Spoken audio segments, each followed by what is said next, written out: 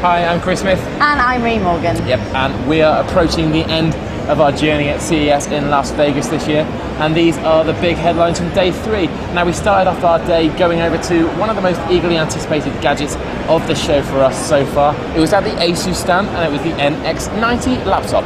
Yes, I'm here at the ASUS stand with one of the gadgets we have been most wanting to get our hands on here at CES, and it's the ASUS NX90 notebook with Bang & Olufsen Ice Power speakers. You can see them here. It's the first notebook to boast speakers outside of the main body of the laptop, and it's really worthwhile because these things are really, really loud. Comfortably the best sound we've ever heard on a notebook, but the first don't end there. It's also got 2 touchpads bookending the keyboard, and it's the first notebook to have this reflective aluminium casing as well. With that great sound, you're going to want a great picture as well, and the ASUS doesn't let us down. It's got an 18.4-inch full high-definition 1080p LED backlit screen with a Blu-ray player as well. So here it is, it's the ASUS NX90 notebook. The sound on that notebook is amazing. It is just so loud. But I stuck with computing and discovered the Lenovo stand, where they were showcasing the world's first hybrid tablet netbook. It is the Lenovo IdeaPad U1.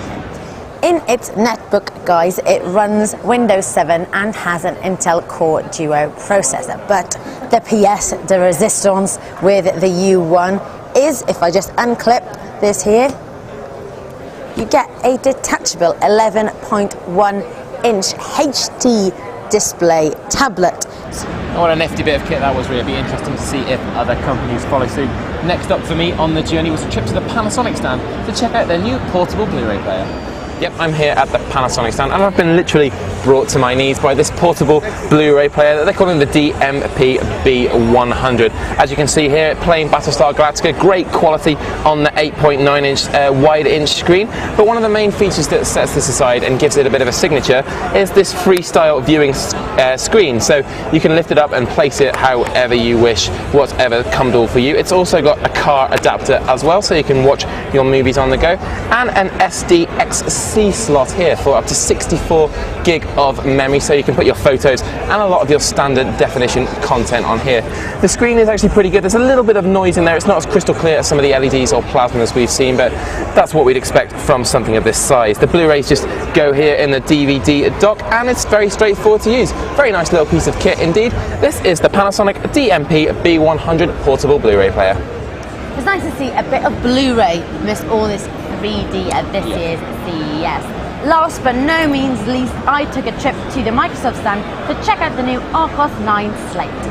Yes, I'm here in a very red Microsoft stand with the Arcos 9 Slate. It was announced by Steve Ballmer earlier this week, along with the HP Slate, but this is the one we can get our hands on. It's got an 8.9-inch screen with an Intel Atom processor and obviously running Windows 7. It's one of many slates we've seen here this year. It could be a battle of the slates in 2010. This is the Arcos 9 Slate.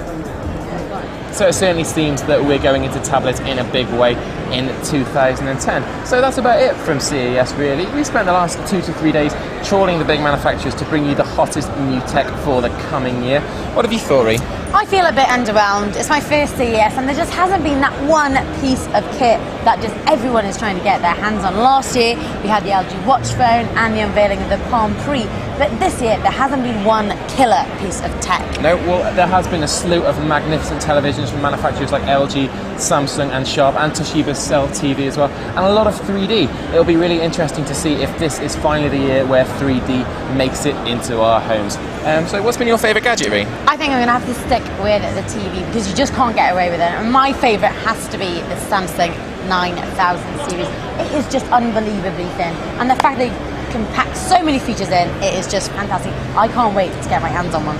Yep, I'd agree with that, but my favourite gadget of the show has been the ASUS NX90 laptop that we just showed you. The sound quality from the Bang & Olufsen speakers is just absolutely mind-blowing, and the picture is pretty good to match as well. So don't forget, we'll have full in-depth hands-on and video reviews with those when we get back to England in a couple of days. So keep it locked to T3.com for all the follow-up news from CES.